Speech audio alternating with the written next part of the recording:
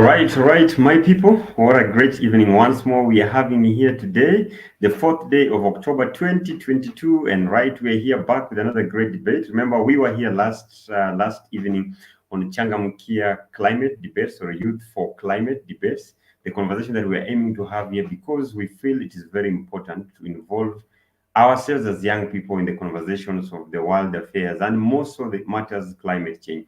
This is a program brought to you by CAMD Voices here supported by the Regional Sustainability Network. We were told more about yesterday, and also Hans Seidel Foundation, as you've seen around with the posters and everything that is happening around. So in case you're watching now, remember the hashtags that we are using are Changamkia Climate. Changamkia Climate, that's one of the hashtags. You can join on Twitter for the conversation, or Youth for Climate. One of the hashtags that we're also using, Youth for Climate. Youth, number 4, Climate. Youth for Climate. Changamkia Climate. We had day 1 yesterday, the 3rd day of October 2022. We were discussing a topic on climate change communication. Today, we're going to take you through conversation on climate change and food security. How is our food security affected by the climate change? A big topic that have been talked about across the whole world. Tomorrow, we will be here again once more talking about climate change and energy. And when we talk about energy, we are talking as simple as what you use at home to cook, for light, for mobility, for driving our industries, for whatever process that you're running. What is your source of energy? Then on Thursday, we'll finish the conversation with climate change and our politics. This comes at a very timely moment.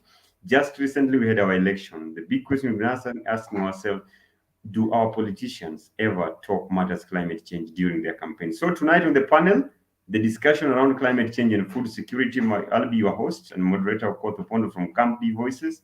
But on the panel, I have two amazing ladies and 2 amazing gentlemen who will be taking us through this great topic of climate change and food security. We have Adelaide Wanjiru, shortly will be telling us more about herself. Annette Easter also will be telling us shortly about herself. Then Professor Weshuli, a young man, will be joining us all the way from, I think that is in Nairobi or Eldoret. Then we have Mark Mamba Musechu, also will be joining us from Nairobi. But in the meantime, let me welcome those already here with us. Adelaide Wanjiru, karibu sana. Asante sana. Yes, maybe hello. just briefly your name and where you're joining us from, which county, where you live, and what you see around you. Okay. So my name is Adelaide Wanjiru. I'm a 3rd-year law school student. I'm joining you from Nairobi, but I actually live in Kajiado County, an amazing county, to be honest, with a rich culture and lovely people. What I see around me, I guess a room, but generally it would be the Ngong Hills, the lovely animals that we have, and the ever-growing culture that continues to spread. Wonderful. Annette, talk to me. Hi everyone, my name is Annette Easter. I'm a student at Kenyatta University. I'm in Nairobi currently, but my home county is Homa Bay County. What I see around Homa Bay County is there's a lake and there's a lot of sun there. Like it's always sunny, it's very hot there, but occasionally there's rain. But where I live currently, what I see around me is not pleasing at all. When in school, I live in Ruiru, and the place is quite not pleasing. There's a lot of dust. It's sunny every day. For the very first time, it rained yesterday, and where I go to the market is even worse. There is pollution. I think the river flow. It's not a sewage flowing. There are waste plastic papers thrown everywhere. It's not pleasing at all, but it's our environment. We have nowhere to go but to live here. Yeah. Thank you. Professor Weshuli, if you can hear me, please turn on your microphone. Weshuli, turn on your microphone and your video. Mamba, if you can hear me so that we get done with the introduction part. But yes, Mamba, you are here. Mamba, how are you?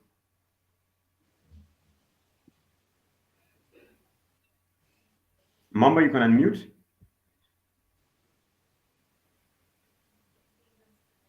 Okay. Seems Mamba cannot. Yes. Go ahead. Yes, Mamba, we can hear you. Go on. I just joined. So Skupata, maybe there's a question. No, just introduction. What's your name and where you're joining us from? Oh, okay. My name is Makoma Kisaya, and I'm joining you all the way from Kakamega, representing KK. Kakamega County in the room. That is Western Kenya. Wonderful. Mamba, what do you see around you in Kakamega compared to whenever you travel to other cities in Nairobi, in Kenya, sorry? Kakamega is so special, and it's so we have the best green cover, I can say, from the western part of Kenya, and I can proudly say that we are really making some steps towards development space. That is on industrialization, that is on education, and all the stuff that maybe a county should have for it to be known as one of the best counties in the country. Okay, thank you. Professor Weshuli, can you hear me now? Maybe you can unmute and also introduce yourself.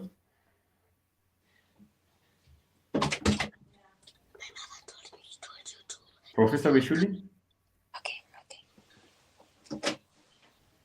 No, Prof, we cannot hear you, sorry. Okay, fine. So let me take it over again back to Annette. I don't know what is happening really with Prof. Prof, maybe if possible, you can check on your microphone. Maybe check on, try, if you're using an earphone, remove it. And if you're not using, maybe try using an earphone. Maybe that could be of help. Straight to Annette. Annette, when you're not in Nairobi, you are in Homa Bay County. Can you tell the difference in terms of the environment in these two places?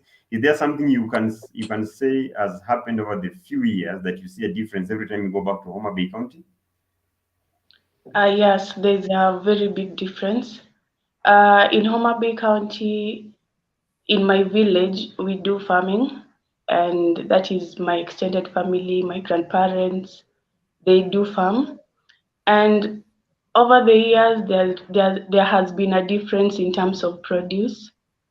Like, I can speak confidently about last year, even this year, the produce wasn't that good. I could see people suffering. Like in our place, like in our home, we own a shop and we sell like different kinds of things there. In the village, you expect people not to buy. Yes, people buy unga, that's maize flour, but to me, I didn't expect people to buy maize flour at home because maize is planted at home and there are portion mills. I didn't expect people to buy. And I would see during harvesting, people will still buy because they didn't get enough harvest. So there has been a difference. Like in the past, I didn't even see like maize meal in different shops around that place. But nowadays, every shop, even in the village, have maize flour because maize is inadequate in terms of the produce. So I can comparing the produce in the past and right now, there is a very big difference. Yeah, and the families they still survive, yes, but there is a big difference. Okay, thank you so much. What about you, Mark? Maybe in Nairobi, Kakamega? Even before we get to the big topic of the day, just the differences that you notice. Yes. Probably I can say the difference is massive, and knowing that looking back in the days when I was still young, we used to get farm produce fresh from the farm, and we could maybe enjoy these meals that were fresh from the farms. And the difference between Nairobi and Kakamega nowadays, I can see like people are really trying in different areas to come up with farms, setting up farms, and also making coming up with structures to plant the different types of crops and produces. And it's up to this level where we are right now. We find that we depend on in Nairobi, we depend more on food farm produce that is coming from the countryside. So like I can say like there is that scarcity of mainly the food, and also you find that most of the people are going. Some of them are going without food, and also some.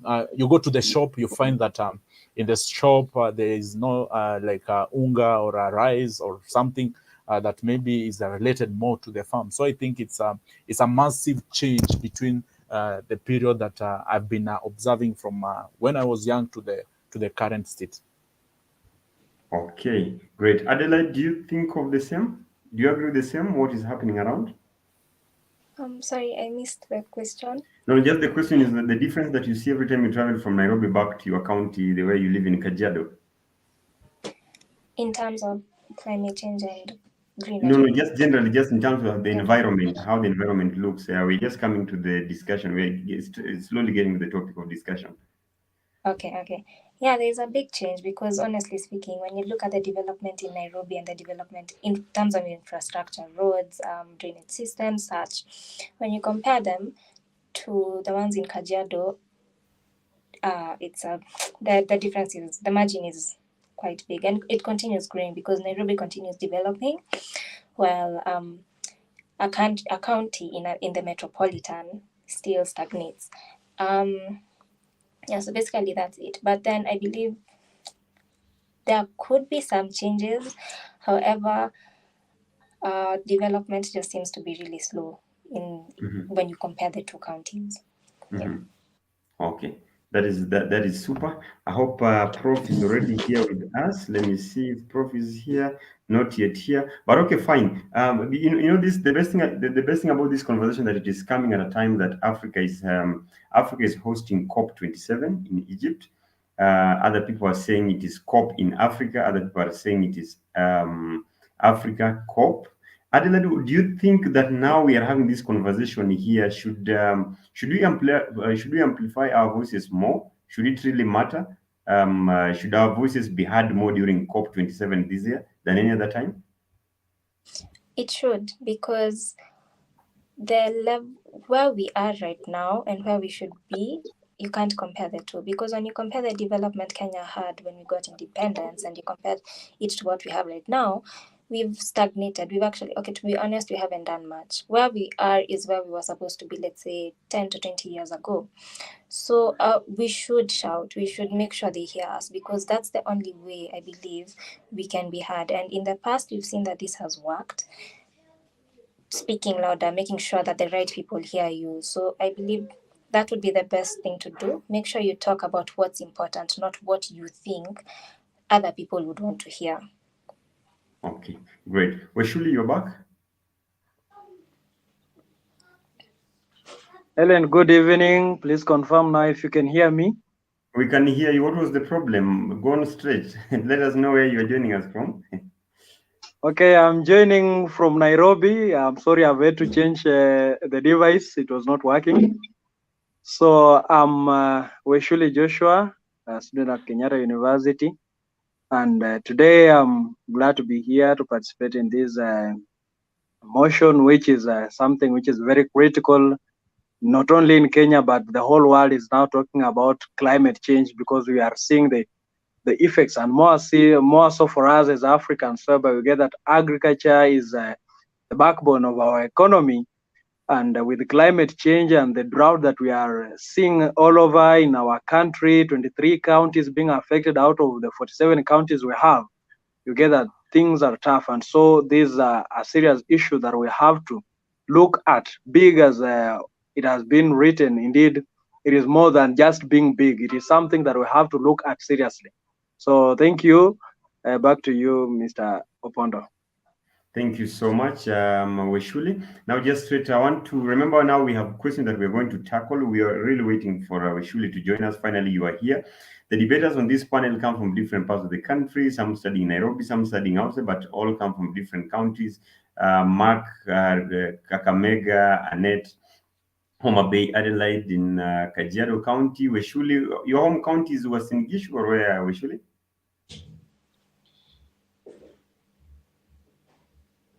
Yes, Weshuli? Yes, I've not got you clearly. Please, can you come up again? Home county, when you're not in Nairobi, which county do you represent? Oh, when I'm not in Nairobi, I stay in Eldoret, that is Uwas in Gishu County. Thank you so much. So the questions were sent to these our wonderful debaters, and we have quite a number of questions that we're going to tackle this night. But just to let you know, you have an opportunity to follow this conversation on 3 platforms: Facebook, YouTube, and Twitter. The hashtag running right on the screen here, Changamkia Climate, Youth for Climate Debates. In case you have a question or a comment, we'll be bringing them right in front of us just for the debaters to see, to let us know what they think about the comment that you'll be making. Alex Oburu, thank you so much for already joining us. Rosie Nomondi, Vinny's talk show already here with us, and so many other people are joining and listening to this conversation. Asante na karibuni sana. My first question to all of us, this comes at a very critical time. In what ways do you think the changes that we're talking about, the climate change that we're talking about, has affected production and availability of food? In your own perspective, you are in different schools, you go to churches, you go to your homes, you go to supermarkets to buy food, you go to the markets, to the open air markets. How has climate change affected availability and production and availability of food? Let me start with Adelaide. Okay. Well, I'll start with the market, then I'll go to the prices with regard to the question. So, in terms of the market, we know that Kenya has had the ability to produce its own food and also to import. Now, in terms of production from farms, farmers are complaining about the heat, the lack of rainfall, the dry, cold seasons. These are things that are crucially killing plants. They're slowly killing plants and ensuring that even the soil that remains cannot be used. This results in people buying fertilizer. Now, fertilizer is expensive. What does this do? It increases prices in markets because you have to compensate for the amount you spent on the farm when you're selling the food. This results in markets actually becoming smaller in size. So people who are able to buy food and sell it in markets, sokos in Kenya, aren't able to do so because the prices have varied. You can't sell cucumber at the same price you sold it when the 2017 and 2022 prices has varied because of climate change. Climate change has affected the production from farms to the production, the amount produced, and resultantly it has affected the prices that we receive. Now, if we as people are affected in terms of the prices we receive, we spend a lot of money on this food. When this happens, it means that even the circulation of money in the agricultural sector is low because most people will run away from these kind of jobs because they're not able to make enough money. So technically, that results in now farms closing down and ensuring that food is not, now this results in food not being available for the majority of citizens, and the population is growing. So technically, climate change has created a whole cycle, and this cycle has affected every single individual in terms of price, in terms of production, in terms of the quantity that comes in. Thank you. Annette, on the same question? In 2022, Kenya has experienced higher food prices than ever before. As we all know that ugali, made from maize flour, the price has hiked from 120 to 230 shillings. And ugali is one of the popular meals in the country.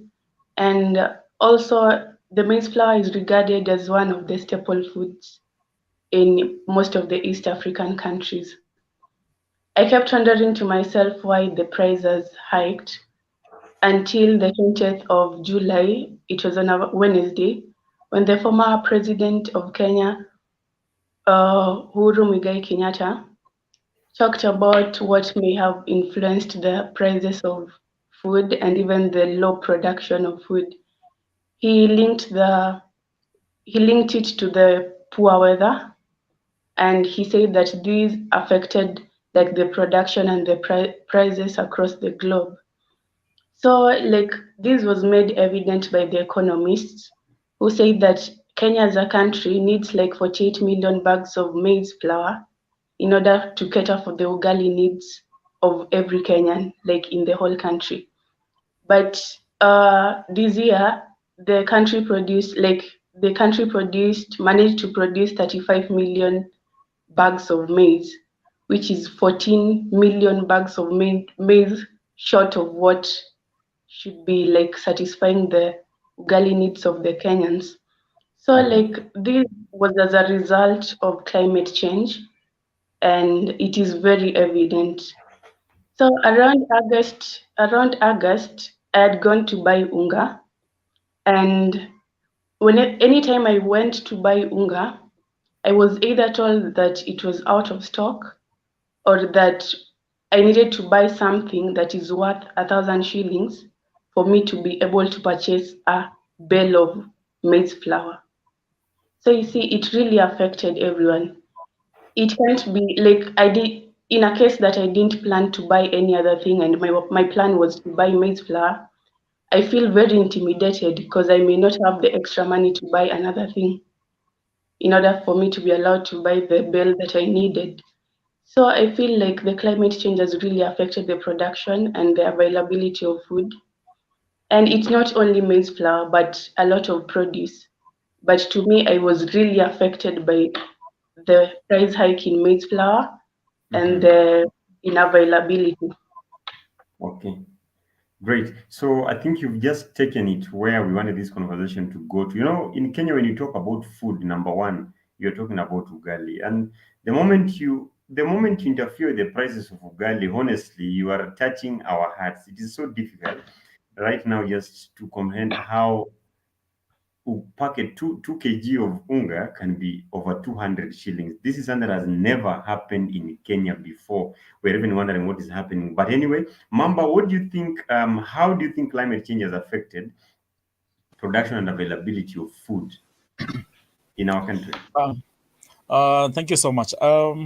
Climate change remains and will always be the biggest factor in when it comes to food production in the country, not only the country but all over the globe. Since most of the time, or basically, farmers depend on the climate pattern or the weather pattern, so that they can know when to plant and when to harvest. And also, you find that most of us, or most of the human race, we don't really put much effort in understanding how the climate patterns and the climate change really happens, and how it really affects farming and the production of food. So I think it's a more of I can say I can blame number one on drought, which is now we've been facing drought for quite some time as a country, and also some parts of the world.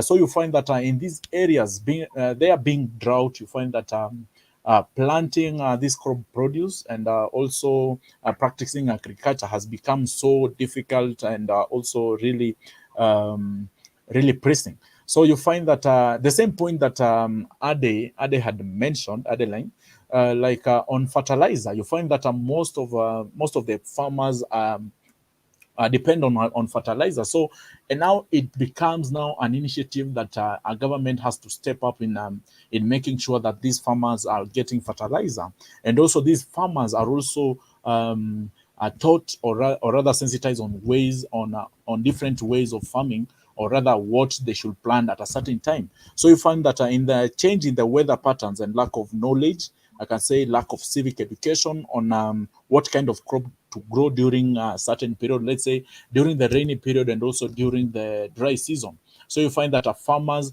they depend, let's say from where I come from, we really love growing maize. So you find that when there are no rains, you find that farmers can't plant maize, so they will wait for the rains to come so that they can plant it.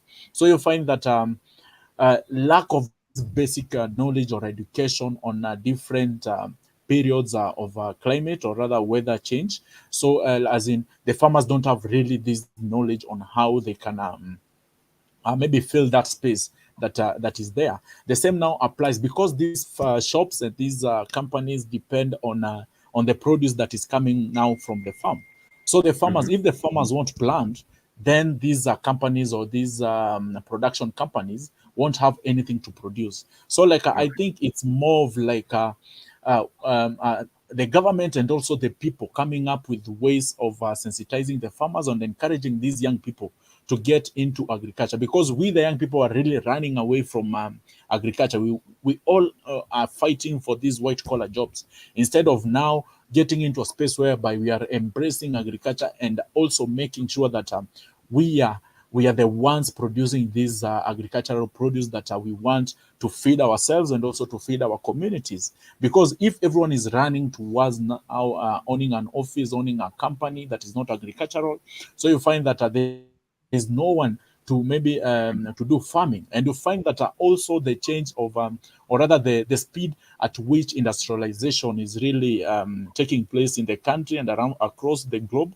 You find that everyone is using their farm to have these massive buildings for offices or for rentals or for hire or for like coming up with these constructions, either companies or industries that maybe we are denying ourselves some space to practice agriculture so that we can have food produce that can feed the people. And most of the time, and you find that if we won't have these agricultural produce, then economically you won't grow, because an economy that is not fed, then it is dead. Sure. And actually, generally, we work for our bodies. We work to get food. Yeah. I think that's the primary thing that everyone goes to work for. Yes. Abu Dorcas says, great discussion. Maybe we can look at the effects of climate change in the context of present agroecology. And I'm also glad because Abu Dorcas will be joining us here later, just also to share with us some of the things that they're doing. Because as much as we want to have this conversation, we must also look at the people already on the ground doing some amazing stuff. Alex Oburu says there's a gap in knowledge. Let me bring that to the screen. There's a gap in knowledge on the relationship between climate change and food security. Then Vinny says someone to add on the effects of climate change and food security in relation to nutrition and health. So far, this question has gone to Adelaide. Anna, did you answer the same question? Yes. Yes. So, yes, Professor Wishuli?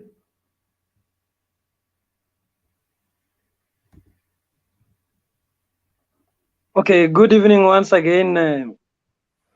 I think what has been asked about the climate change and food security. For me, I'll first mention it from my own experience, because I've been someone who has relied so much on farming. I'm a farmer apart from just being a student, and I say that has been one of the things which I've been able at least to be getting some finance to better myself in my education, to support my education. And so like when I look at the last season when I did farming, indeed things didn't work out completely, because after you are paid for 2 acres of land, you have bought the seeds, you have invested a lot in the labor, because you cannot be able to do it on your own. The fertilizers, which was actually being sold at a very high price, but you have to, because you need at least to have good production of food. But at the end of the day, what happened, I'm telling you, it was a big shock to myself. I had to sit down, even now as I try to rebuild the walls, but of late I've not done again any kind of farming, because now I had to first recollect myself after a big loss that I had already encountered. So in real sense, when we look at what is really happening, these are effects of climate change, because you get that the rains which we have been looking forward to, which we have been expecting to help us, because crops cannot survive in the dry land. Because crops like maize, of which, as it has been mentioned earlier on, that ugali being a staple food in Kenya, maize that we grow in Rift Valley and in the western part of Kenya is not the kind of maize that will survive in a place that is dry, where there is drought. And so when the rain stopped raining immediately after the maize had sprouted, it was a big shock. The farmers, most of us, were expecting to see a difference, expecting maybe it will rain, but it could not happen. And being that it was very difficult to get water where you could say even to start the irrigation, because not all lands that we farm in are near a river. So you see that things were very tough. So most farmers, we ended up harvesting nothing. The maize could not grow more than where they were. So the only option that was there was to cut the maize stalks and give to the animals like the cows to eat. So we had no option. So you get that food, this climate change which has caused the drought that is being experienced, and currently counting the 23 counties in Kenya which are highly affected by this drought. So food production, it will still be an issue, because when it is dry, we have no crops which survive in such an environment. We keep on facing issues. There is no water. Somebody has said of us to relate it to health, which I believe maybe it is a question that we'll handle later. But for me, just to conclude on that, I'll say indeed climate change has really affected the food production, because when I was looking for on a certain research which was done by OCHA, which is the Office of the Coordination on Humanitarian Affairs, and I saw that it was projecting that by October 2022, due to this issue of climate change, we shall have 4.35 million people just here in Kenya who will be in need of assistance. So you see that this is an issue because of food security, which has been brought about by the harsh climatic conditions, which make our crops not to survive. Hence, food production has been affected. Back to you, Mr. Okon. Thank you so much. Adelaide, we started with you on this question. Annette, did you respond to the same question? Because there's a time you disappear from the screen. Yes, Annette, did you respond to the same question? Yes, I did. Thank you so much. Maybe even before I move to the next step, because this is very important, there's a question to all of you here that the former CS of Agriculture challenged us to maybe change our feeding habits. Because, you know, Kenyans, we are very particular. Not for us, lunch is ugali. Actually, sometimes when I visited Rwanda and I found it very difficult. Honestly, lunch without ugali, it is almost becoming something. In fact, in our homes, some of our fathers I know, like my dad used to say, anytime you eat rice at night, he would say, hii naye nimelala njaa, hii naye nimelala njaa kabisa kabisa. Mark, do you think it is time to change our feeding habits now, over reliance on ugali, and start thinking of other things? I can say he was right to some level, because, you know, Kenyans, we are used to a certain meal, especially, for example, for us, the people who come from the western part of Kenya, we are used to ugali all the time. So we need to know, like, all this comes from adapting and also like getting used to a certain meal. So we can't blame ourselves as per se, but it's just a matter of now embracing different kinds of meal. Now that's now reflects back to like during a certain climatic change, or during a certain period where we are not experiencing rains. What else can we plant during this period so that we can feed on it? So you find that sisi kama Waluya, we like the Luya people, we'll find it so hard. We'll find it so difficult to adapt to something like rice or githeri or something very light for us to depend on it as a meal. So like it will be like if I get you right, to you, rice and ugali, rice cannot substitute ugali. No, maybe I use rice as a snack. Annette, what do you think on this matter? Is it time maybe to stop maybe over reliance on certain food products? Change is inevitable. Change cannot be avoided. So, like, we should just the way we adapted to eating ugali every lunchtime, every evening for supper, we should try and like adapt to eating of other foods like rice, like other foods, and just get satisfied. We should not put in our minds that it's only ugali that can satisfy our hunger. Yeah. So for other people, if it's not ugali, it's not food. Adelaide, what do you think? Is it time maybe to change our feeding habits also so that we can also keep on adapting to the changes that are happening? I agree with this, yes, because we can find a substitute for ugali. If maybe mamba, if I gave you cassava or potatoes or mokimo, I'm very sure the weight it has would be somehow similar to the weight ugali has. So utashiba, you'll be satisfied.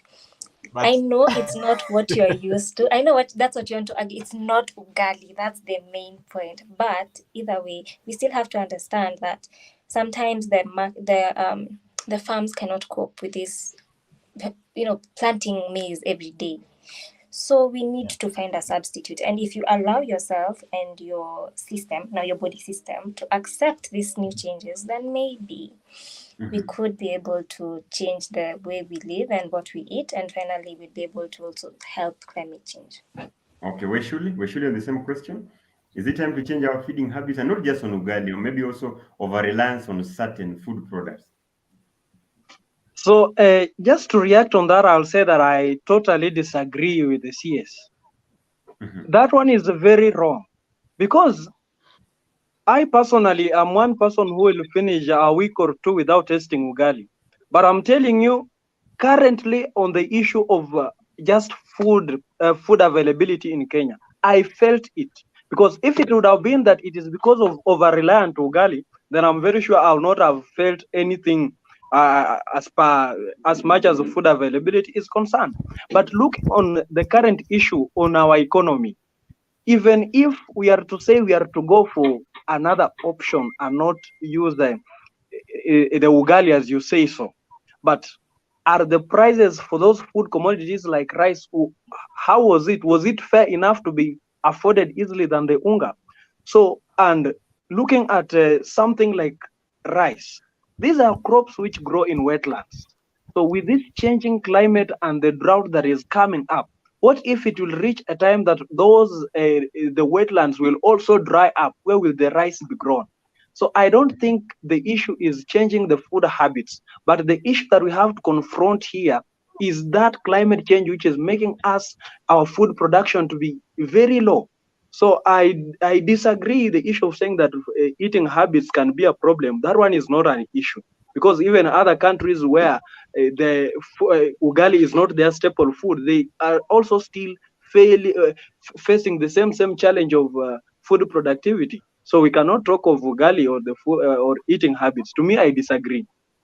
Someone is just saying here that, but just on a lighter note, that he wishes Kenyans would be able to defend how our money is mismanaged, just the same way you people are defending the ugali on this panel.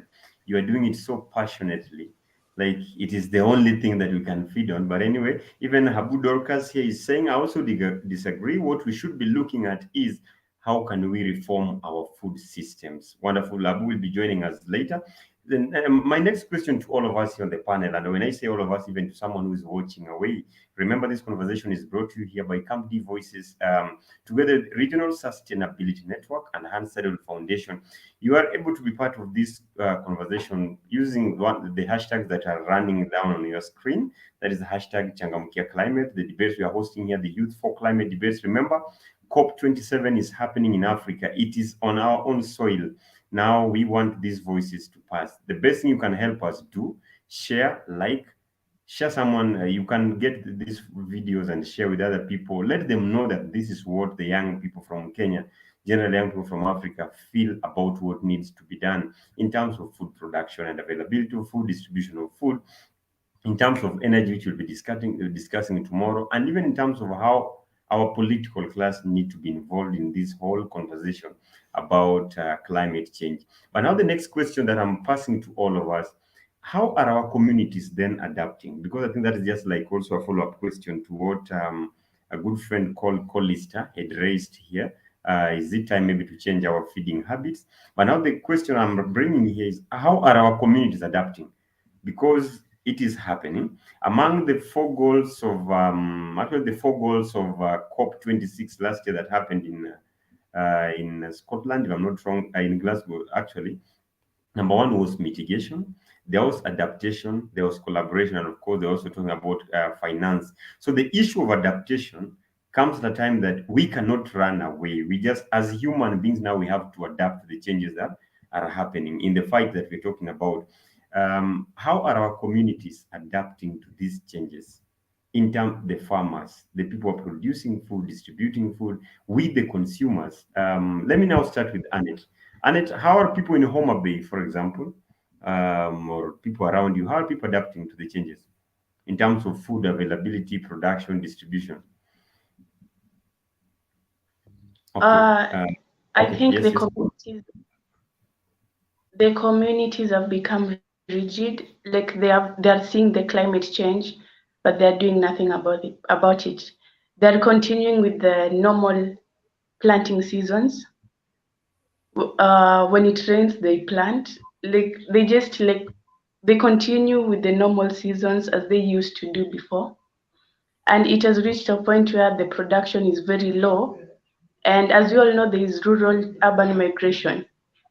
It has reached a point where the people in the urban areas are the ones sustaining the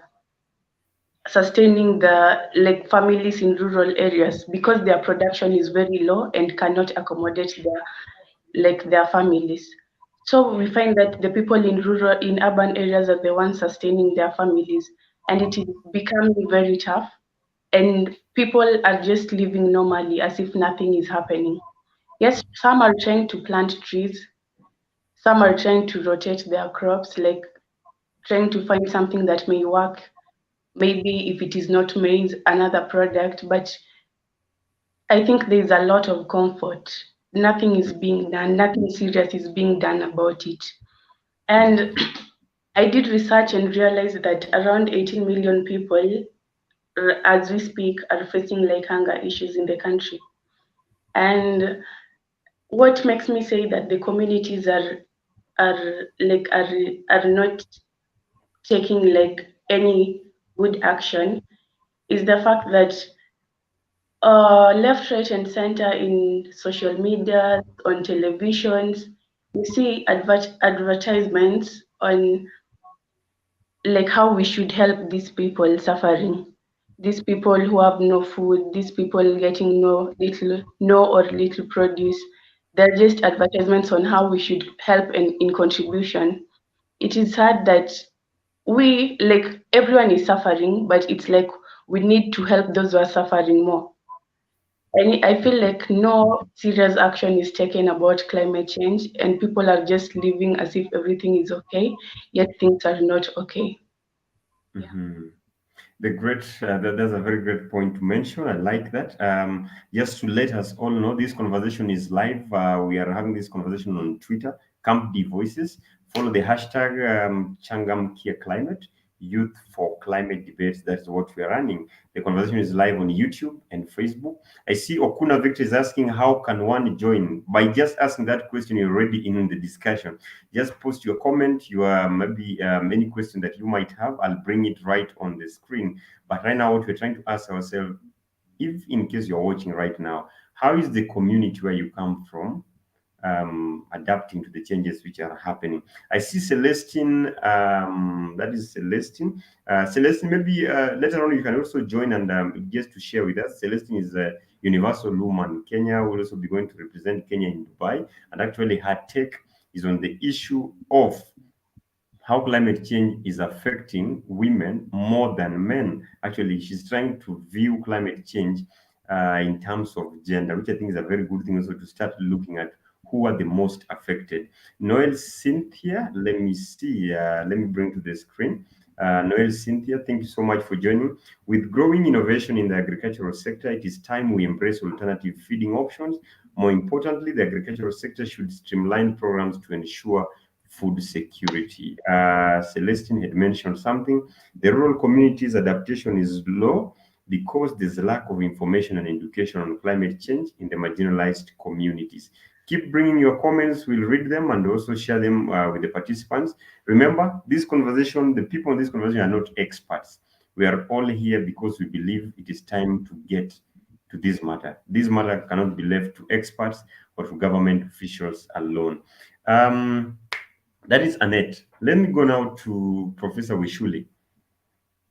On the question, how are you as a young farmer, for example, in Wasinigishu, how are the people around you together with yourself adapting to the changes that are happening?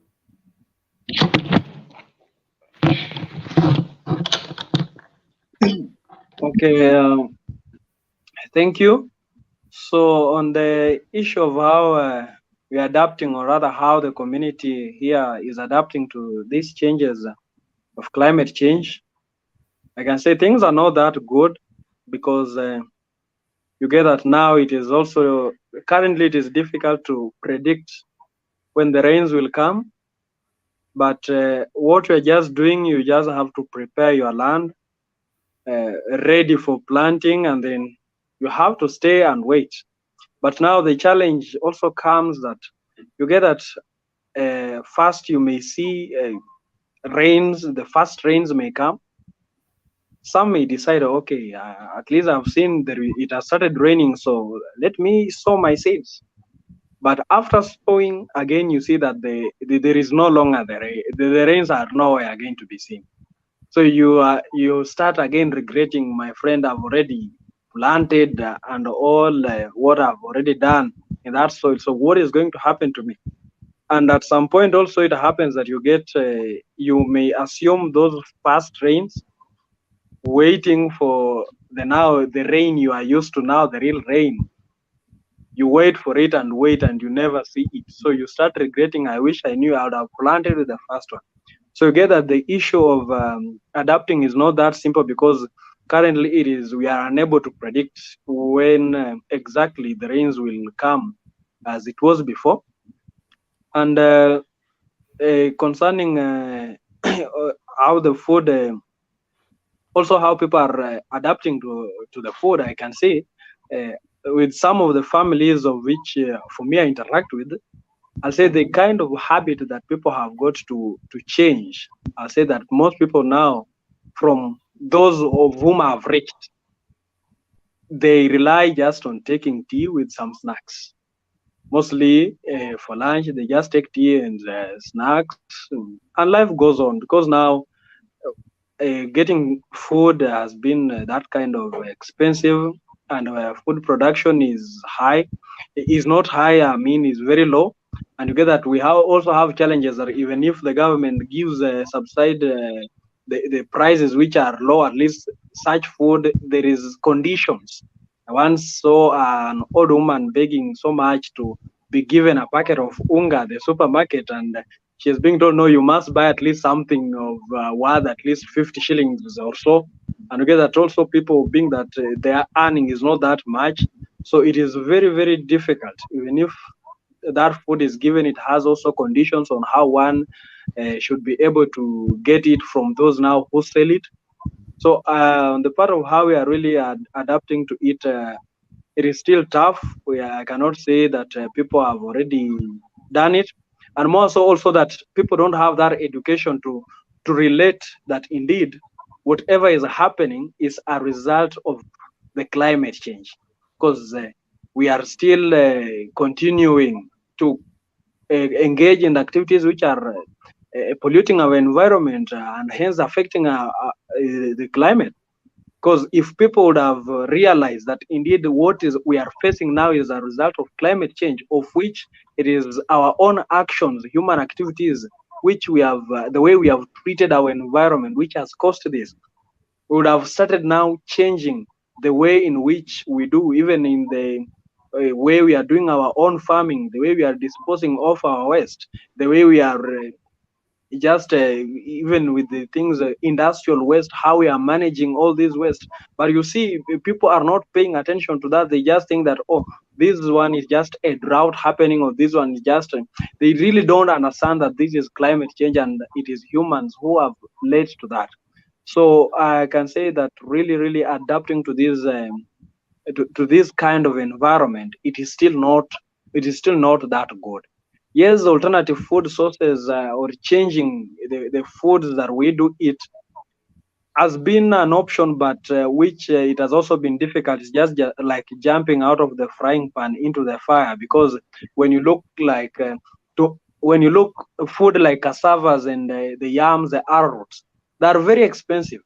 You can buy one arrowroot or one yam at 100 shillings, something which is very small.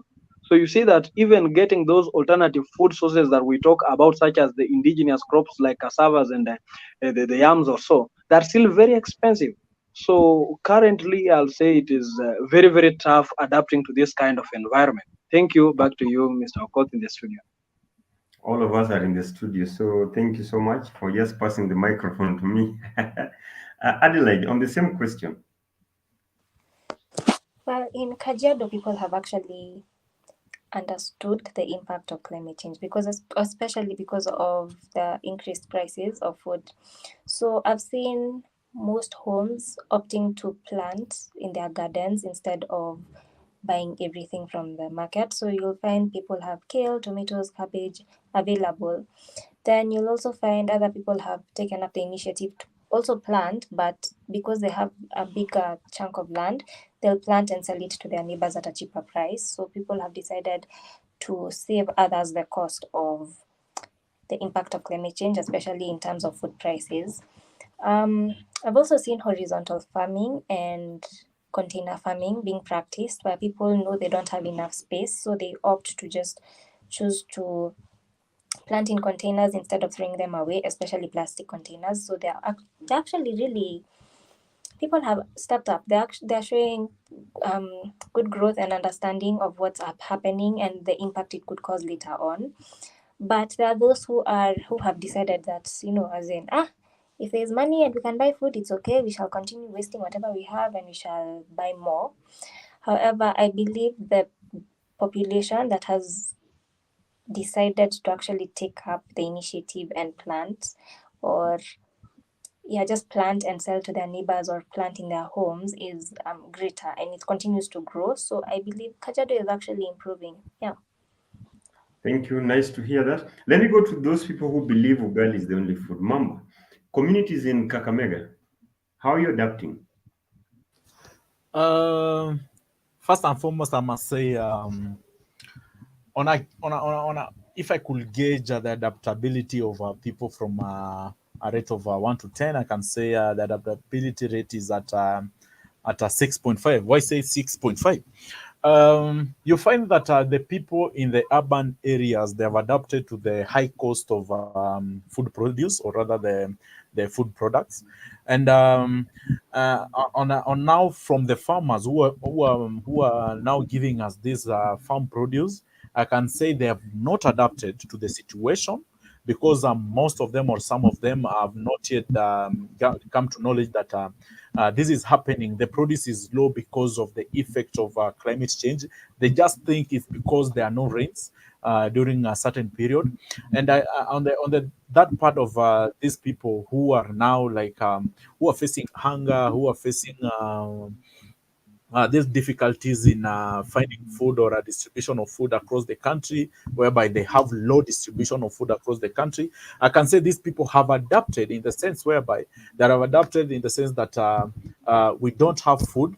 They are used to it. They are used to now staying without food. They are used to now like being without water for the longest time, but they don't know. Most of them was, I can say some of them, they don't know all this effect is coming from now the issue of climate change, the effect of climatic change. So in general, I can say most of us, or most of citizens, or most of the global family, we have not really adapted to the situation that is at hand at this moment, because you find that most of us they don't have knowledge on what is happening or what is going on, and I can all blame it on a lack of sensitization, and also civic education, and also lack of knowledge on what and how we should control on our activities, and also how we should make sure that we are going back to the direction whereby we could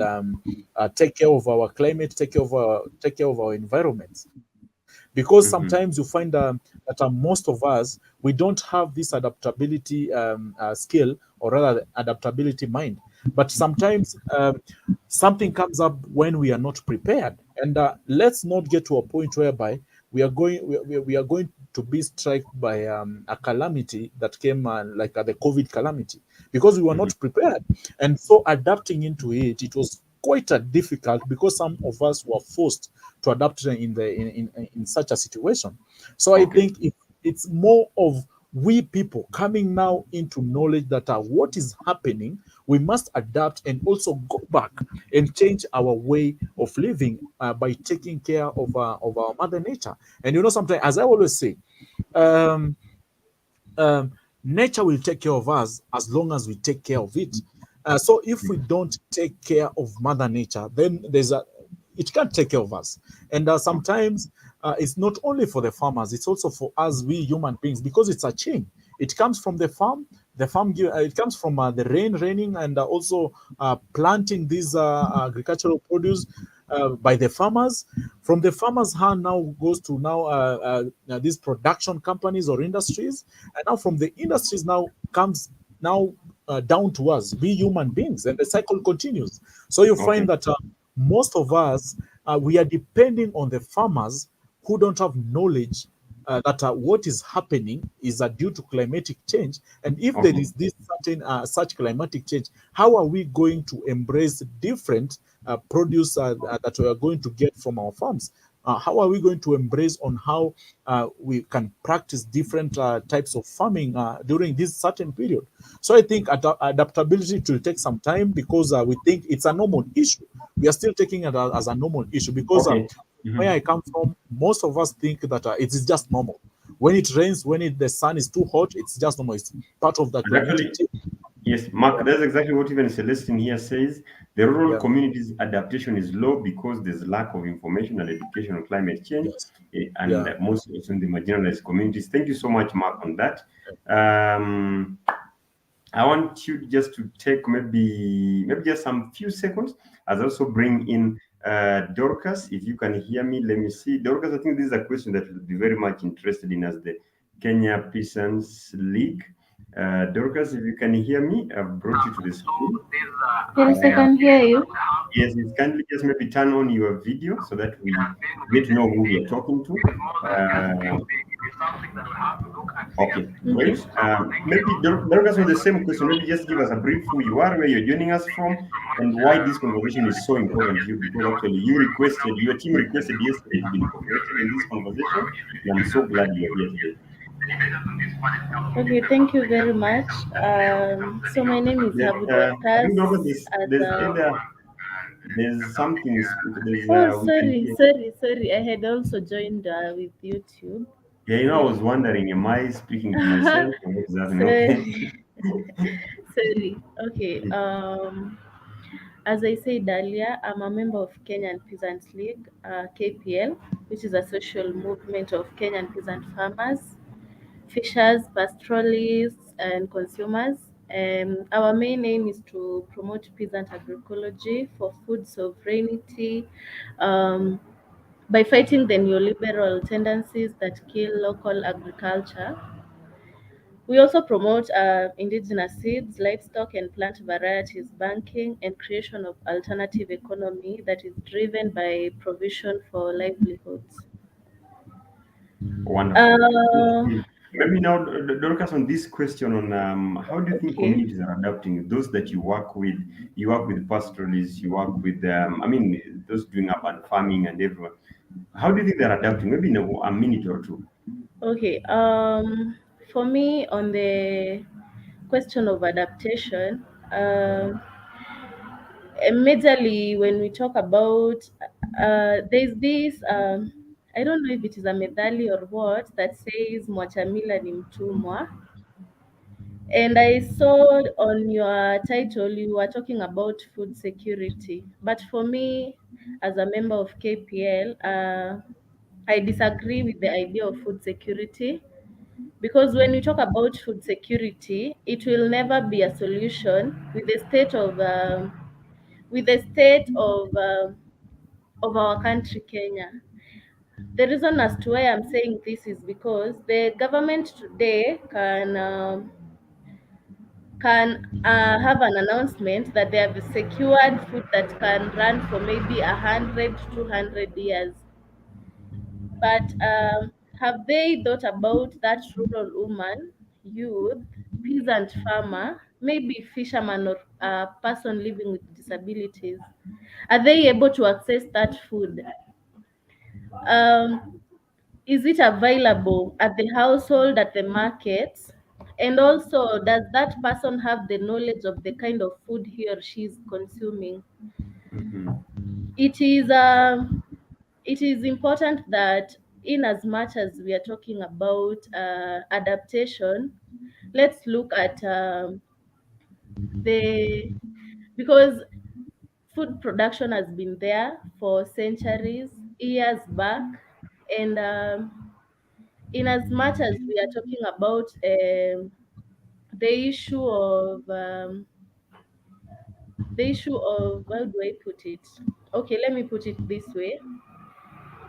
The most important thing right now is to push for reforms of farmer managed food systems.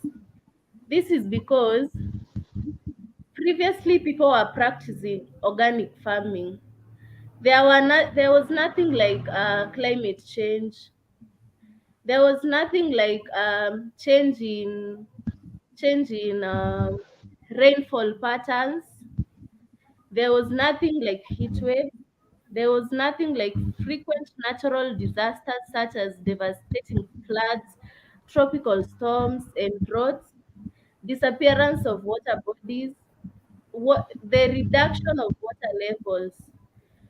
So the issue is not adapting to whatever is coming, because the solutions that are being brought by these transnational companies and World Trade Organizations, solutions like climate smart agriculture, um, degradation of the maybe the carbon captures, they're not the real solutions that the peasants from the global south needs.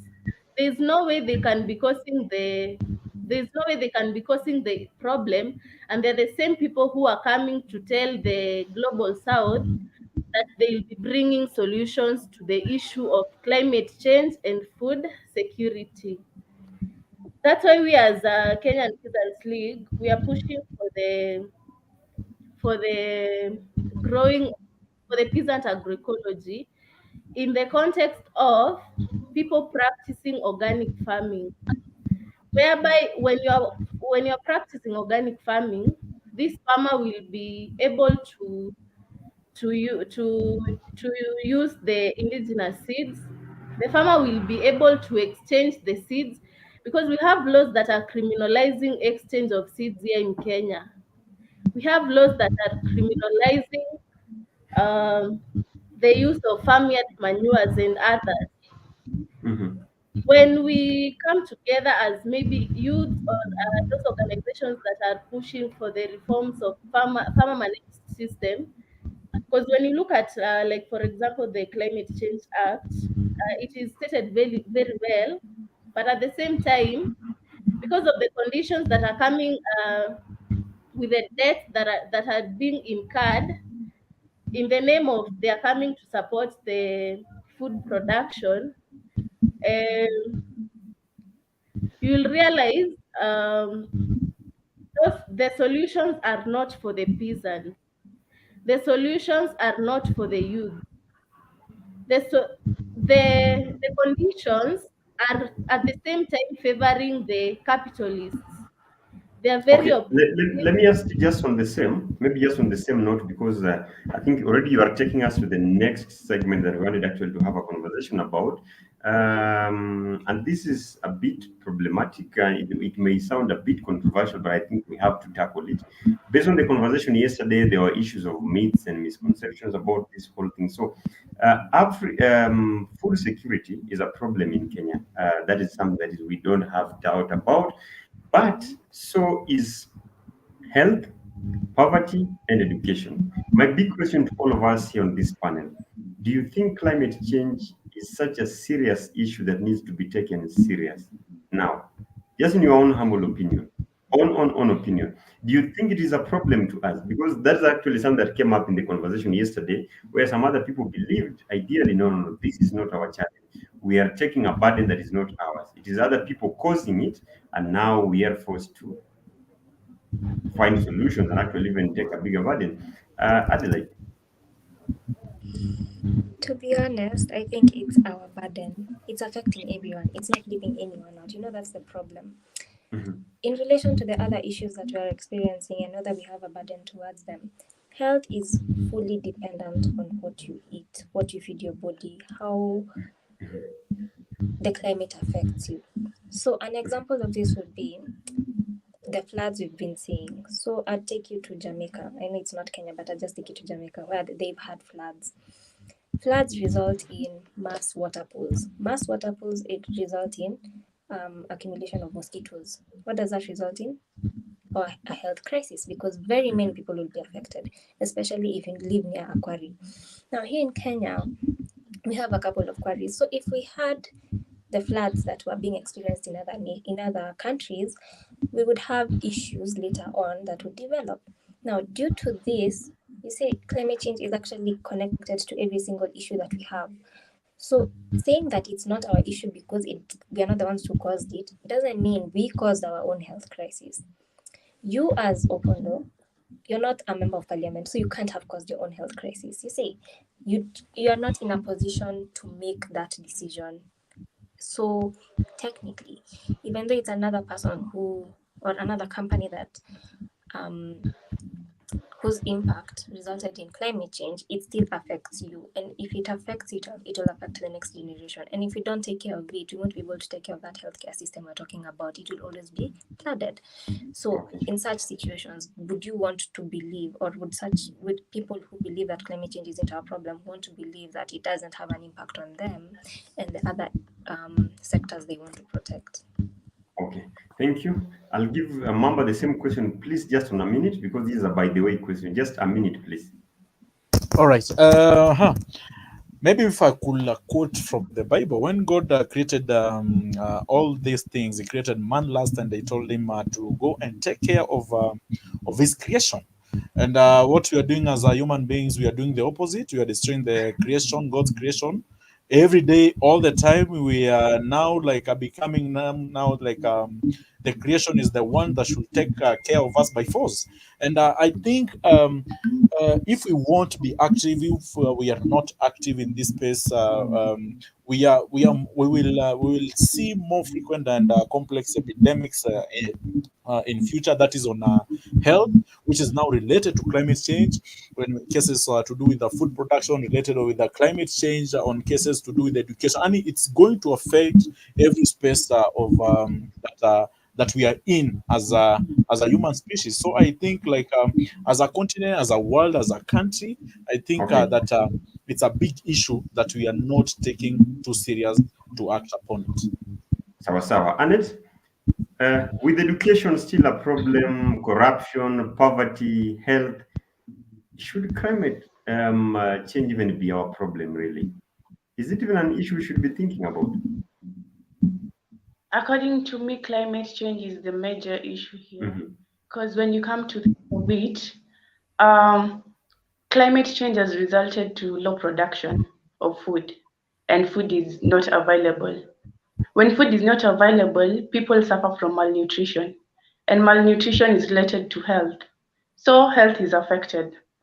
And as we said before, like we go to work in order to eat finally. And if someone has food, that person is rich. So poverty poverty is there because it is linked to climate change. Then about education, you can't go to school when you're hungry. You have to eat. And I think food is like education is also linked to climate change. So like in short, climate change is the major issue here. Like if we come to terms and work to make sure that the climate is good and everything is going on well, everything will be okay. And also I got to realize that they across the countries right now, across the counties in Kenya, like 942,000 cases of children who are aged 6 to 59 months are suffering from malnutrition, and also 134,000 cases of pregnant and lactating mothers are also suffering from malnutrition.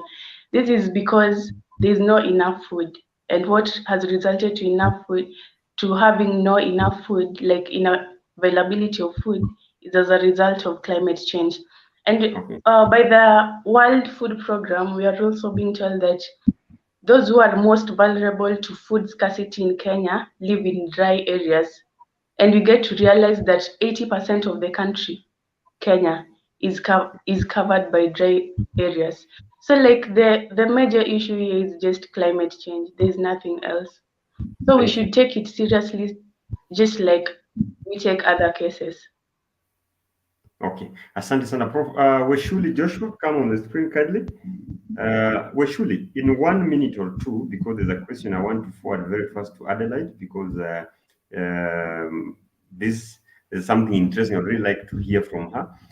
Weshuli, on the question, we have health, we have education, corruption, we still have a challenge with our democracy and so many other issues. Why should climate change even be a problem to us now? Is it even a problem that should be taken too seriously? Okay, thank you. As I said earlier on, as I said earlier on, that being that here in Africa and even just particularly here in Kenya, we rely on agriculture as a backbone to our economy. So you get that climate change affects our food production so much, because yes, good health is a problem. But if you want to have good health, even the doctor will tell you you have to eat a balanced diet. And where will the balanced diet come from if food production has been affected by the climate change? And you gather in education, one's mind cannot concentrate when one is hungry. You need to eat food, you need the energy in your body. So if we are to say let us focus on education and health and assume the issue of climate change, which is directly affecting the rate of food production and availability, even the education process will not get uh, will not be able to prosper. Last time it was so sad when I was watching the news on Citizen TV and just saw a young boy who was a candidate in Tarakan Nithi who died by drowning in water after he had walked for a very long distance to go fetch water in a river. So you get that when you're talking of food security, we are not talking just about the ugali or unga as people think, but we are also looking at the issue of water. People accessing water is a problem. The places are dry. People have to walk for very long distances to look for this water. So will children go to school or go to look for water because they need, of course, they need to shower, they need water to drink, they need to wash their uniforms. So you get that because of climate change, which has really affected our access or to water and food, no one can be able to get to go to Okay. school. It will be a big problem. So for me, I just say that indeed, let us look for to climate change first as the issue before we focus on those others, because climate change is the big issue that we are facing now. Thank you. Thank you so much. Now, because you're bringing this conversation almost to the end, and this is now where we test also what we're able to do as young people. You know, someone says here, I believe that the time for this generation to be engaged is now. Proper sensitization also at the grassroots, homes, schools, institutions will create climate conservative society.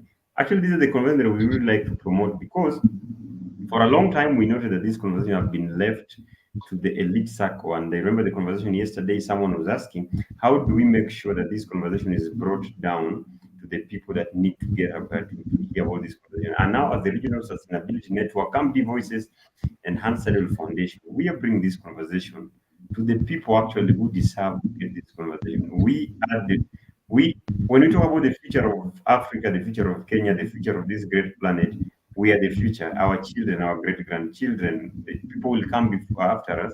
Actually, the people who are going to take we are now leaving the planet for. But now the question here: how can the best and the brightest of Kenyan youth use the skills, the technology, and the education to address this whole situation, the issues of production of food, storage, and distribution of food in regards to climate change, so that we are able to face it, whether we are adapting, whether there are things that we'll have to do away with. How can the best of us on this panel and those watching, Adelaide, you're in university, Alex, you're in university, Wishil, you're in university, Mamba, engaging community and doing amazing things, Dorcas, here you are. How can the best of us, the brightest, the skills that we have, the technology, because we are always on social media, we grasp information so fast, we have some of the best ideas. How best can we do this? Adelaide, can I start with you kindly? In a minute or two. Me? Yes, it's Adelaide. Oh, okay. Well, the first thing I'd say is we need laws that allow us to actually take part in these changes. So we've seen that our parliament has included members who are between the age of 30 to 39, and they understand what's going on and they have interacted with the youth. So I do believe that they are able to actually take part in or play a big role when it comes to making laws that allows the youth and the innovative individuals we've referred to in your question, and ensure that they are involved in the process of ensuring that climate change in the area of food security is supported by the law. Then, so now the exchange of seeds would happen as we had discussed before. Then I believe we could also, in my opinion, the people who are in university right now are a problem-solving nation. And the reason why I'm saying this is they're in an era where changes are taking place abruptly. We've seen people change from physical classes to online classes. We've seen institutions move to the online sector, and the government pushing forward initiatives that will allow people to access the internet easier or faster so that they can be able to go for their classes. So in such a situation, you know that the era we're living in has pushed a generation to think fast, to ensure that they can think on their feet. And with such a generation, of course, innovators will be there. How I believe they can best impact our country and the globe in general when it comes to food security is by educating them. We've been informed by members of the audience that most people don't even understand or have information on how to improve their status quo when it comes to food security. So I believe they can, by teaching them, you can push people to think further, because if people are able to adapt to changes very fast, you'll be able to see them adapt to changes if they have the right information. So the horizontal farming would be there, and it would be there everywhere. People conserving water would be there. People understanding why we need to change our eating style would be there. So with such changes, then I believe the best people to come in and bring this change would be able to do so. So maybe Adelaide, also on the same note, now that COP27 is happening to Africa, what is your call to our leaders? What would you like them to go and emphasize now that it is happening on our own soil? Okay. I'd like them to emphasize the impact it has had on people. We've been told that millions and billions of people in Africa are suffering because they can't even access food. So in such an instance, they should be able to go and push forward an agenda where they say that there are very many people who are being impacted. Can we sit down and create a plan that would be able to counteract the impact that they have or that they're facing? And the second thing that they should push forward is unification of now Africa in general, because areas such as Egypt have learned how to adapt to planting food and providing food for their nation where there is a desert. So if that is taught to people in Kenya who are in Turkana, people in Somalia and people in Ethiopia, then we wouldn't actually complain about food security, but we'll be able to focus on other issues that climate change has given to us. Yeah. Asante sana. Professor Weshuli, how can the best of us, the youth of Africa, the youth of Kenya, we are called the young continent, the young nation, population, very young. We are the best. Education, access to technology, to access to social media, and almost everything. In a minute or two, how can we use that to deal with the issues of food security in regards to climate change? Okay, thank you. So the way that the best and the brightest of the youth, how they can get to use their skills and innovation and technology also to boost our food production, storage and availability, I think to prepare us for the food security. I'll say that first of not how they can, how we can. Thank you. So how we can, number one for me, I'll say that we need to learn recycling and reusing of non-biodegradable items, which we are dumping them all over and polluting our environment. So we need to look out for ways on how to manage these plastics. How can we reuse them if they're reusable, or how can we recycle them to create other things other than what they were originally, instead of dumping them everywhere? Then we need also at least to invest in tree planting, because because most people are nowadays engaged in deforestation. They are just cutting down trees, but they're not planting. So we need to embrace the tree planting. We also need to at least move a step ahead on the way we do our research on drought-resistant crops, because we have heard of the Katumani maize, which has been surviving in the dry areas. So we need at least to look for more and more varieties of crops which can get to survive in these drought, in these dry areas, for us to be able to increase our food production. And also we can get to look on how to engage in the organic farming rather than using fertilizers, using pesticides, which they end up destroying our soil and end up also causing adverse effects, causing the climate change. So also we can get to focus on indigenous crop farming as a youth, and we can also use the media to educate people concerning this climate change, just as what we are doing now, and keep, like I've said, my people, the way they are adapting to climate change is not in that good way. So we need to we need to pull up our socks in the way we educate people on media concerning this issue of climate change, so that they can get to at least understand how it is and how to deal with it. So we can use we can use technology, we can use search, we can do the farming, and discourage also the migration, because people now have seen that if agriculture is not working, let us migrate and go to urban centers for us to look for jobs there, job opportunities. But that one is not the solution. Climate change is a problem we are facing, so we just need to handle it where we are, not running away to go to other places. Thank you. And now your call to action, maybe because now COP27 is held in Africa, what would you like to hear our leaders emphasize on? So what I would like to hear our leaders, what I can make as my last call and request to our leaders, is that let them also get to listen to the ideas that the youth have concerning this issue of climate change, because it will be very difficult if they have their own way of just dealing with the issue, maybe, and without looking on the ground how people have ideas on how they can go about it. Later, the government, they should recognize that indeed climate change, this one is a national disaster, and we need to get to focus and face it. And I will request that, if possible, let them look on the issue of even drilling boreholes in these, like the mostly affected counties, the 23 or so, in order to increase at least the availability of water, so that at least farmers can decide to do even irrigation of their crops, because planting in dry areas is a challenge without water.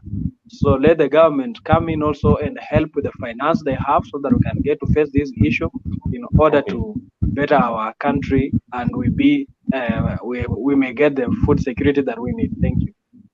Asante sana. That is Professor Shuli. Vinny says, first, vigorous and careful implementation of the policies and measures in place, widening the gap of individuals involved in strategic reversal of some of the effects. Lastly, more doers than talkers. Yes, we need to start walking the talk. Stephen was yesterday say kazi ndugu na dada zangu, just praising the great work that you are doing, listening to the conversation here. You are amazing people.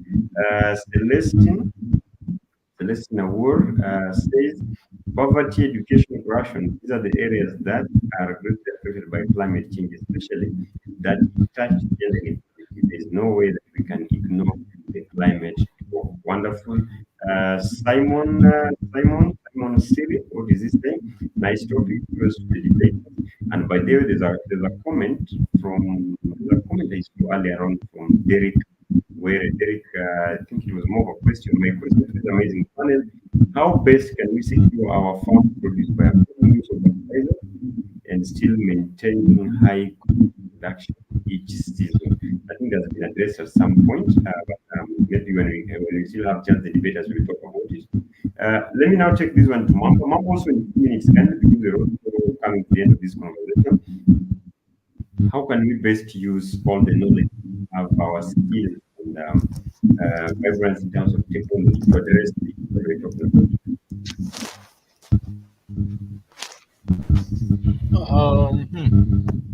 First and foremost, I would love to say that we need to do things differently, a lot of things differently by pushing these initiatives harder as we can.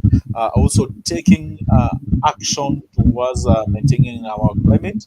That is now at an individual level, each and every of us, because from our different gifts and talents, I believe there is so much that we can do on curbing this issue of climate change.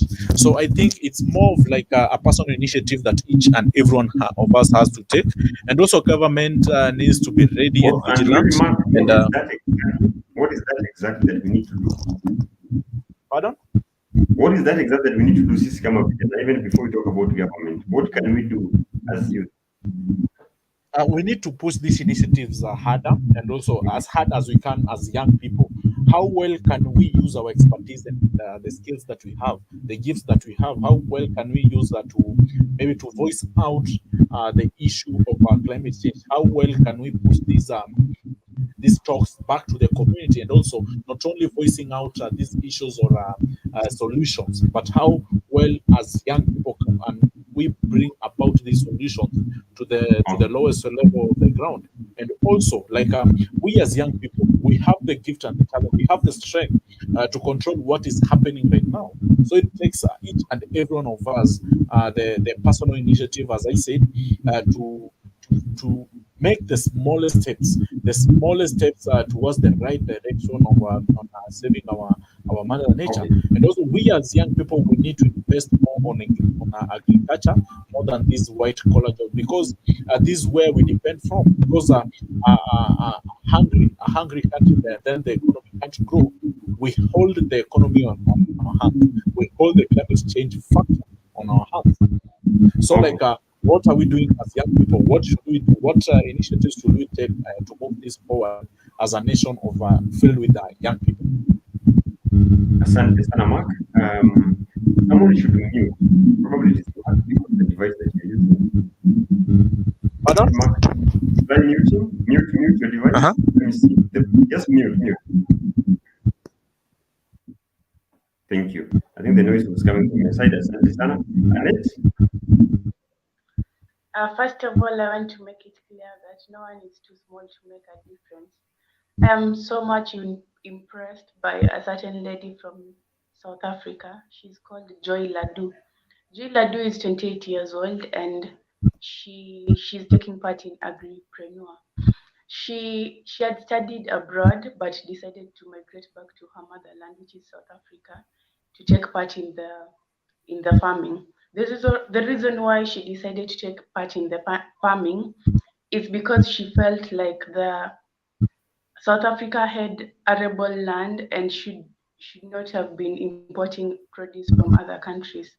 And she states that when a youth of a nation is empowered, they break the tendency on dependence of aid.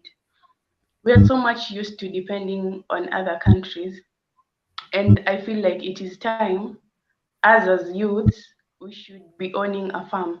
Like every youth in Africa should be owning a farm.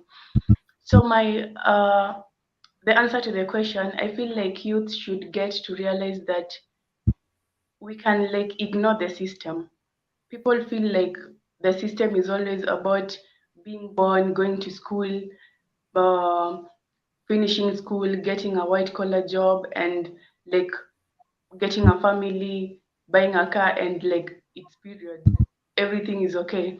I feel like we should get the notion that farming is not a poor man's job.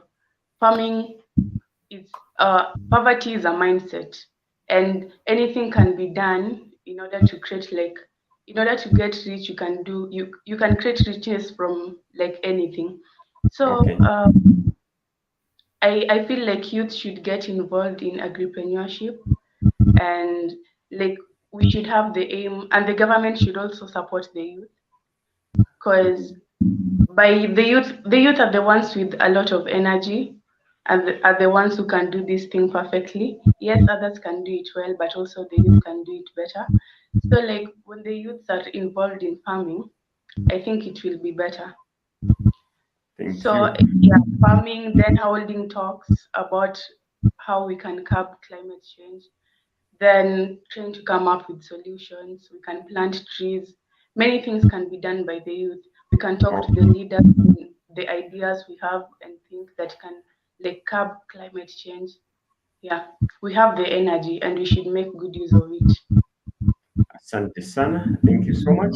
Let me bring in also Dorcas because Dorcas joined us along the way. Dorcas, maybe also just in a minute, kindly, because we are winding up the conversation. Already, thank you so much even to what the Kenyan Peasants the members and what your team is doing. I'm so super impressed because I checked on what you are doing in Kangemi. I've also got an opportunity to interact with people who've interacted with you. Definitely, you've seen someone commenting here called Celestine. I think I saw a video of how you are doing teaching the community members, even on those living the informal settlements, how to still practice agriculture in these urban areas. So wonderful to all your team. Dorcas, in a minute or two, also, please, maybe just a minute and a half, also, maybe just your closing remarks, also on the same. What best can we do as young Kenyans?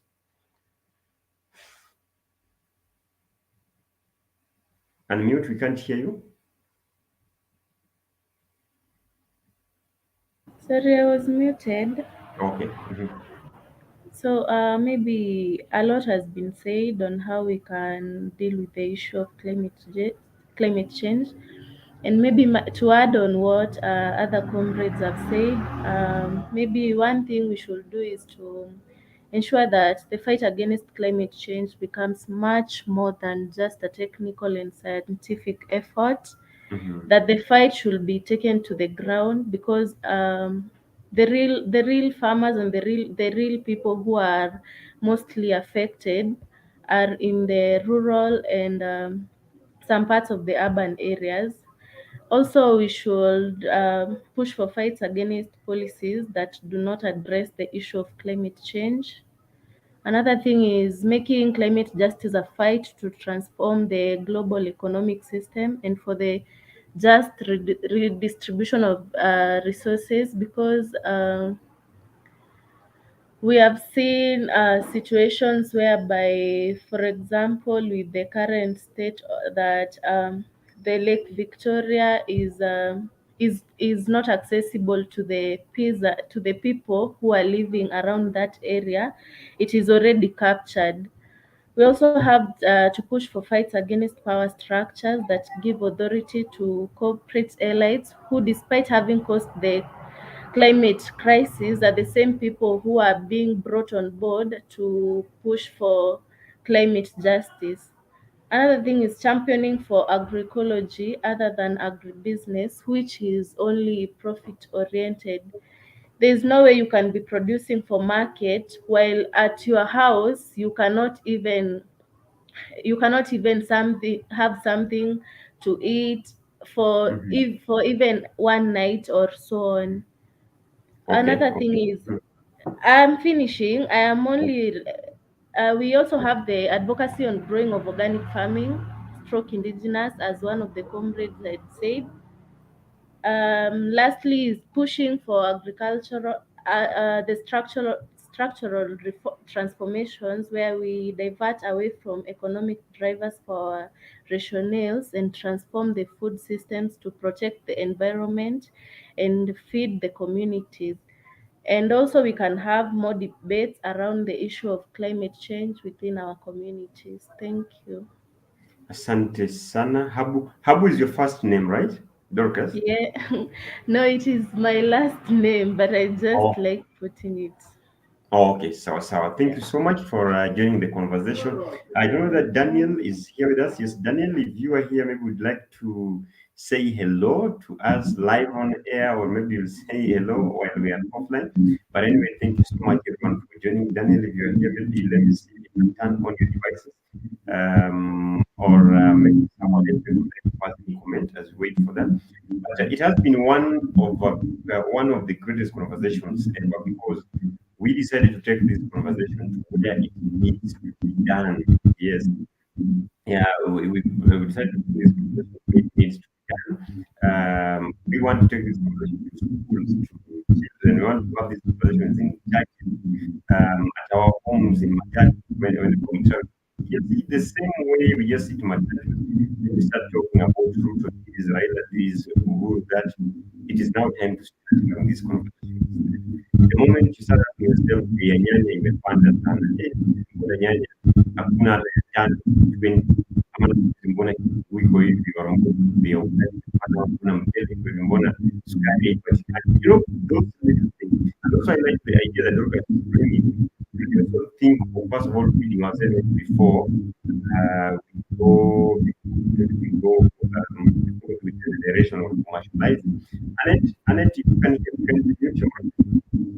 Annette, or let me just I can let hear me you. my mic. Sorry for that because there's a lot of noise coming on your side. So wonderful. Mark, asante sana for joining the great conversation here. You've made the conversation worth it. Adelaide in absentia, asante sana for joining the great conversation here. Weshuli Joshua, asante sana, and even Dorcas stepping in just to come in and share your ideas because you saw this conversation happening yesterday and you really got interested. Tomorrow, we will be back with another great conversation, climate change and energy. And for us, when we talk about energy, it is the simple thing that we are talking about. Ukiwa pale nyumbani huwa mnapika aje? Light unatumia ni light gani?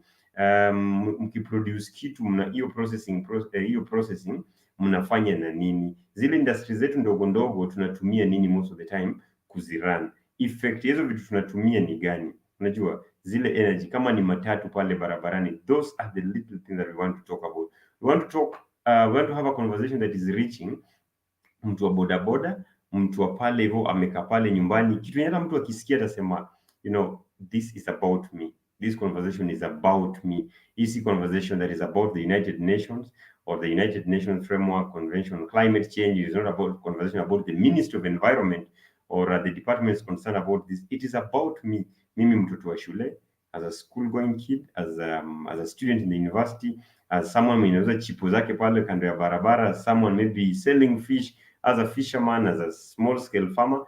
That is the kind of conversation that we're trying to encourage here. So asanteni sana, the team that joined us yesterday, that was Derek, Mercy, Vugursa, Florence, and Francisca. You did start us very well. Today we are back with Mark, Isaiah Mamba, Annette Easter, Joshua Wishuli, together with Adelaide and Dorcas was just joined us. Tomorrow we are back with another great team. Jeremy Atambo, Rosalind Omondi. We'll also be here with Paul Muhisa Kitui, and also we'll be joined by Francis Omolo. The discussion will all be around climate change and energy. Are you ready for this? Don't miss this tomorrow. Asanteni sana. Anyway, see you again tomorrow. I've been your host, Okoth Opondo from Camp D Voices, and on behalf of everyone who have been organizing, those running our social media platforms, running the hashtag Changamkia Climate on the background, Youth for Climate, Hans Sedel Foundation, and the Regional Sustainability Network. We are so happy. We are so glad to have you. See you again tomorrow, same time, 7 p.m. East African time to 9 p.m. East African time. Good night. Night.